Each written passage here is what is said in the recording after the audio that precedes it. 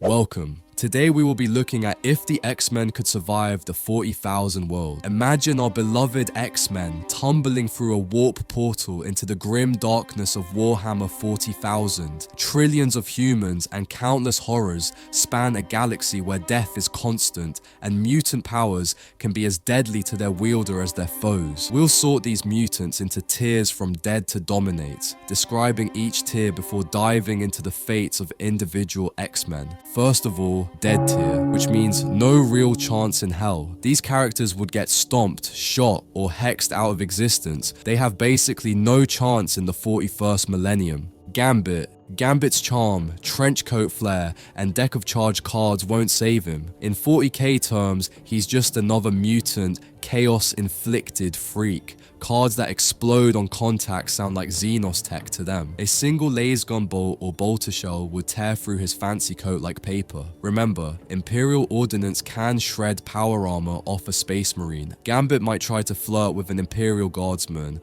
or throw a glowing card to cause a distraction, but in a universe of trillions, there's no time for negotiation or poker. Imperium enforcers, commissars, or inquisitors will spot his mutant genes or magical trickery instantly and execute him on the spot. In their eyes, he's a heretic. And no trial, no mercy is standard policy. He'd lead a desperate hunted life, not by skill or luck, but pure chaos of the setting. In short, Gambit's chance of survival is effectively zero. Mystique, Raven Darkholme. Being a shapeshifter is legendary in espionage thrillers, but here it's a death sentence. The Imperium is paranoid. They have psychic null zones, genetic scanning, and inquisitorial mind readers looking for infiltrators. Mystique's just another mutantly deadly spy. The moment she slips into a human guise, Imperial tech or a passing astropath will register her warp-tainted aura.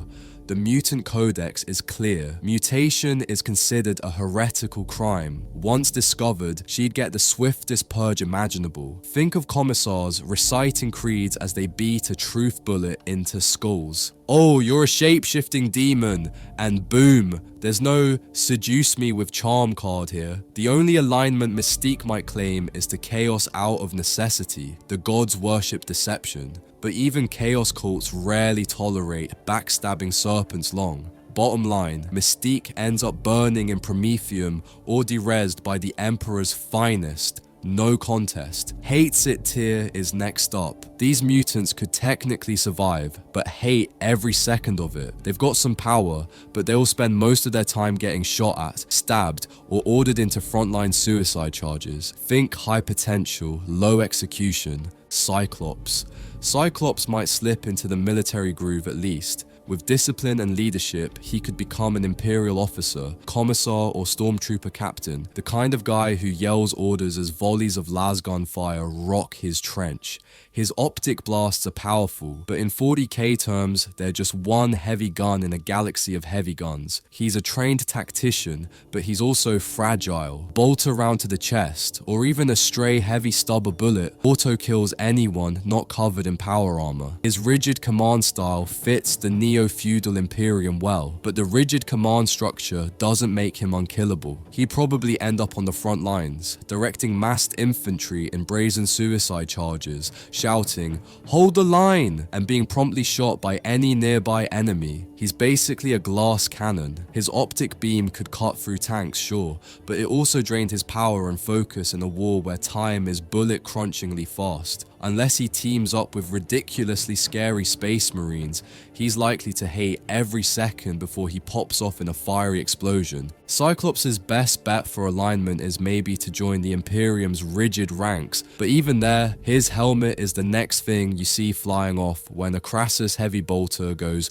brrr. So yeah, Cyclops technically survives the hates it tier. He lasts longer than our dead tier pals, but he will absolutely hate fighting non-stop and wearing a skull mask. Quick pit stop. If you are enjoying this video, please give it a like. Bro, I'm on like 5 subscribers. I need this. Bruh. Next up, survives tier. These X-Men might make it through.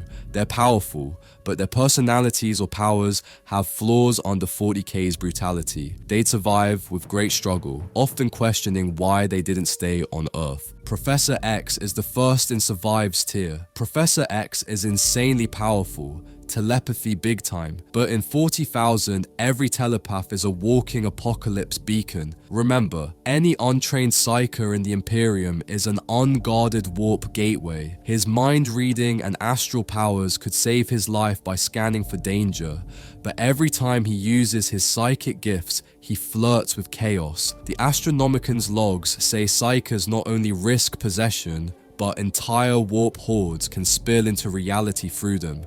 It's like having a party with the demigods of madness as neighbors. Tzeentch and pals would love Charles's potential and see him as their poster child. Tzeentch, the chaos god of sorcery, could pull Charles into the warp and grant him insane reality-bending mojo. He might dream of using those powers to save everyone, but then gets caught in chaos plots. If Charles even lets himself entertain corrupted telepathy, like reading a cultist's mind for fun, he risks warp perils and demonic invasion. So Xavier survives, but only because he's either constantly under aegis of the Inquisition or perpetually struggling against corruption. In truth, he'd be as likely to become a Chaos Champion as he is to save a shuttle full of guardsmen. With Tzeentch tugging at his ear, offering ultimate brainpower, he cares too much, and 40,000 won't let him. In the end, Professor X stands as a tragic figure, enormously powerful, yet doomed to inner conflict, forever fighting off warp demons in his own mind, while trying to save a world he might have to become lord of. Rogue. Rogue's permanently absorbing touch is hilarious and terrifying here. She could potentially soak up the abilities of any foe she touches and keep them forever. Stolen Space Marine, Gene Seed strength, Psycho Warp powers, even Tyrannid adaptations. If she managed one good punch on a Chaos Sorcerer, bam, she'd inherit unfathomable psychic might. She'd then be a one-woman army of stolen powers. In theory, Rogue has the opposite problem of Gambit, raw, insane power. But there's a kicker. To use her powers, she needs skin-to-skin contact. In a universe where everyone's shooting you with bolters and plasma, closing in is suicide. Picture Rogue trying to hug a Catachan jungle fighter or jump on an orc. Those guys aim to kill, not cuddle. She could suit up in burlap or durasteel or swing through shadow as stealth, but getting within grabbing distance of a fully alerted foe is extremely hard. She might pretend to be on patrol and skulk around as a scout or sneak behind lines as a saboteur, absorbing some weapon instincts, but any ranged fire-rattling leaves is a death sentence. Unlike genuine permagod powers, hers require nimbleness and planning. In the end, Rogue probably ends up teaming with some Imperials or Eldar who would be suspicious but occasionally need her sneak skills, but always wearing a big sign, danger, do not touch. She survives because she's tough. In comics, her suit is Kevlar and all that, but she's constantly on edge, thinking, okay, if I slip behind a berserker or get shot. Best she can do is survive on luck, stealth, and maybe siphon an extra muscle here or there when charging a downed foe. But it's no picnic. Storm. Storm can whip up hurricanes and control the weather on a planetary scale. That's NASA-level meteorology mixed with God vibes. In a universe with kamikaze drop pods and orbital lasers, controlling weather is nice, but not omnipotent. On an Exodite Eldar world, a hidden jungle paradise, Storm would probably be revered as a nature priestess. Alien Eldar might think she's a new manifestation of their gods for a moment. Imagine her as queen of an Eldar forest, calling down rain to save crops, or lightning to fend off raiders. She could partner with the Exodites, protecting maiden worlds from, say, Imperial mining operations. She'd raise storms against Imperial orbitals, frustrate landing craft, and generally be a climate deity. But as soon as the Inquisition sniffed a powerful weather-controlling mutant, they'd swoop in. On an Imperial feral world, people would see her as the witch or feral spirit. They'd talk about her reverently at first, until some commissar asks if she's chaos touched, at which point she might fly to avoid burning at stake. Either way, controlling weather is unstoppable in comics, but here it's a drop in the bucket. You cannot stop an entire Tyrannid hive fleet just by raising a thunderstorm, or vaporize an incoming mass driver barrage with a tornado.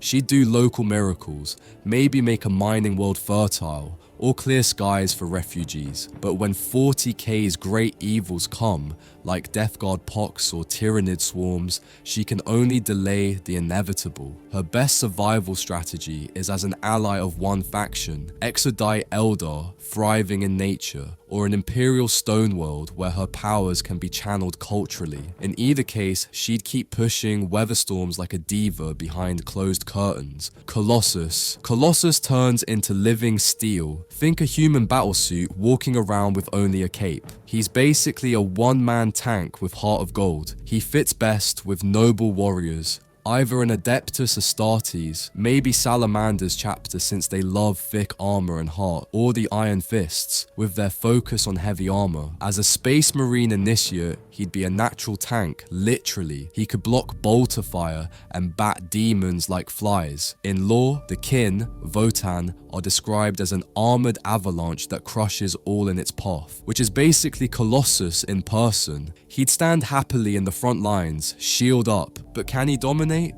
Not really. He's still one guy in a galaxy of armies. Hordes of space wolves or orcs or tyrannids could encircle him and just tear him to atoms. One well-placed plasma cannon to his chest and crunch. His limitation, no flight, no ranged nasty powers. Against demonic chaos, he's strong, but still can be overwhelmed by numbers. An epic battle might see Colossus hold a choke point in a city while Space Marines flank, but even then, he's praying for backup. Still, he survives. Each time he's knocked down, he gets back up. Like his comics don't have any steel-weary shortage of rejuvenation. Colossus survives thanks to his tough hide and honor code, but he'll whimper about the damn heavy guns at every turn, and maybe curse his writer's kryptonite. Now we are getting to the positive tiers. Next up, Thrives tier. These mutants are made for war in 40K. They not only survive, they blossom in the carnage. They'll find fitting masters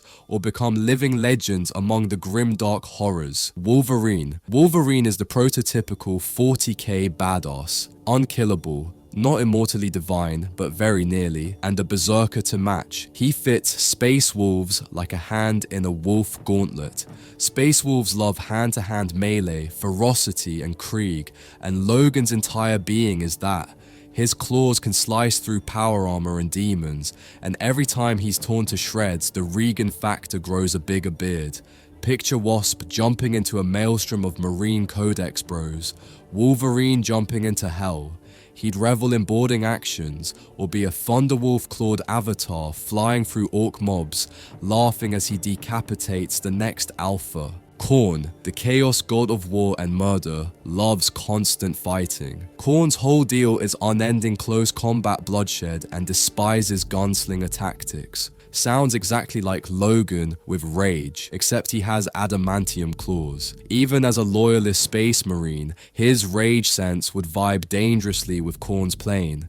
The more he fights, the more he loves it, and the bloodier it gets, the stronger he feels in his own mutant way. Juggernaut. The name says it all. Juggernaut. When he gets momentum, nothing can stop him. In Warhammer, Juggernauts are literal demonic tanks, massive demonic beasts, nigh unstoppable brutes. They crush foes beneath their brazen hooves and can shrug off direct blows from all but the strongest of weapons. Those lines could have been written for Kane himself. He barrels through troops like an Imperial Sentinel could bulldoze a bunker. A Juggernaut of Khorne charges with force like a Warhound Titan. Titans are city-smashing mechs. That's Juggernaut level. Imagine Kane, powered by Sitarak, trampling a Tyrannid horde or bashing Terminators like tin soldiers. He literally makes an impassable line passable. On foot, he'd be a melee stormtrooper turned whole army. On wheels, imagine him riding a Death Dread or Mauler Fiend,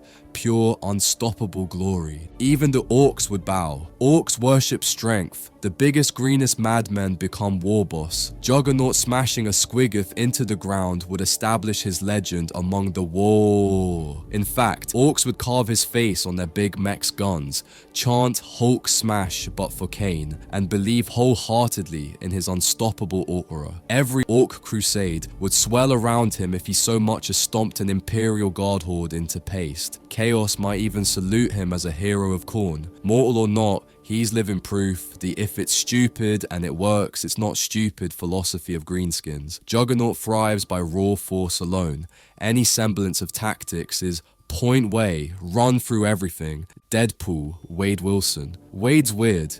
He'd fit something like the 1,000 Sons of Chaos, not because he's a psyker, he isn't really, but because he's wild card chaos. The Warhammer verse is full of splinter cults and chaotic villains who exist purely to cause mayhem for shenanigans' sake. Deadpool has a twisted sense of humor and no respect for life, especially not his own. He'd probably just be the most unkillable merc-killer ever to wander battlefields for kicks.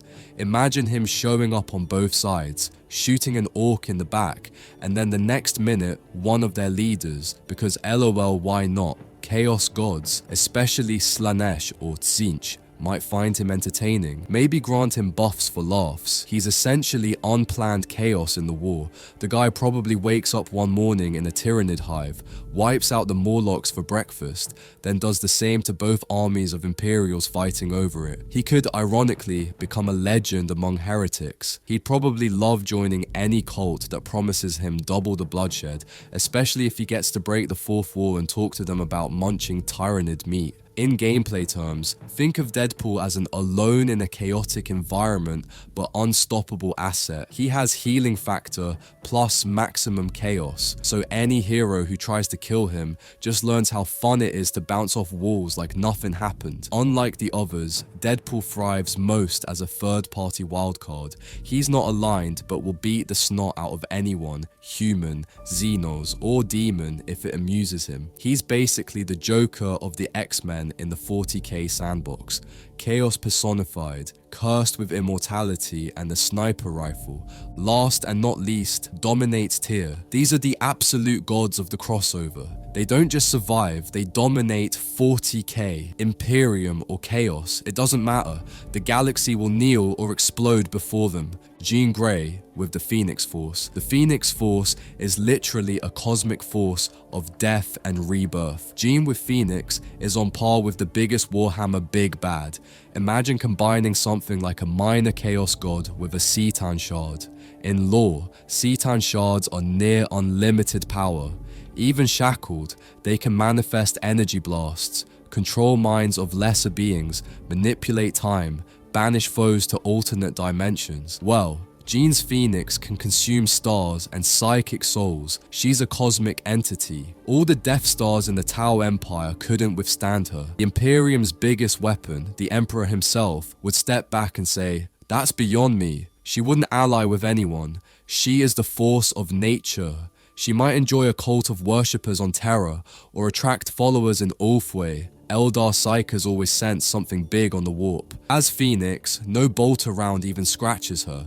Psychic magic from Space Marines, laughable. The warp itself would swirl around her in awe. If she felt like it, she could erase a planet from orbit by volley of cosmic flames, and it would barely be a Tuesday for her. The only thing that could theoretically oppose her is a full-on Chaos God or a bunch of Citan Shards, and given their fight decades ago, Chaos is eternal and Citan are far more ancient, but Jean's power rating is easily infinite multiversal. In any event, she absolutely dominates. She'd burn the galaxy or purify it, or whatever high god level goal she had. The Phoenix only dies and gets reborn, so the Imperium can sick all their psychic killing fields on her and she'll still scoff and fly through the galaxy like vacation scenery. Magneto. Now this guy could be Emperor of the Imperium. He bends metal to his will, and in 40,000 everything is metal. Start with Space Marine armor, tanks, and an Imperial Palace throne. Then add orcs and their machinery. Pure scrap metal. He could raise the entire Gun Carter fortress orbiting some planet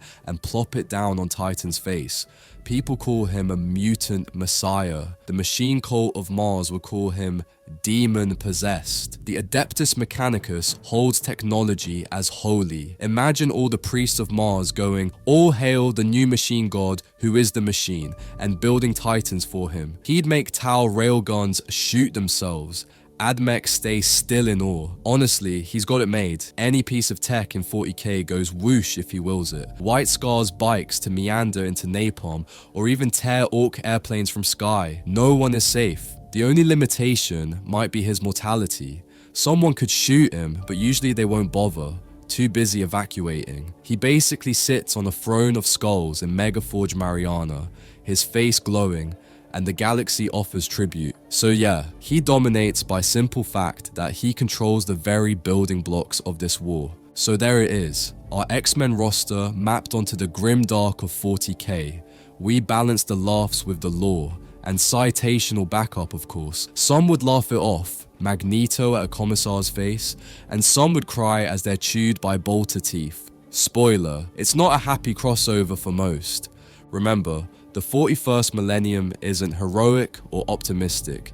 It's all bad jokes and gunfire. Exactly the kind of place our X-Men would either conquer or get walloped. At least we had fun thinking about it. Thanks for watching, and keep your teleporters ready. You never know when a mutant might show up on a battlecruiser.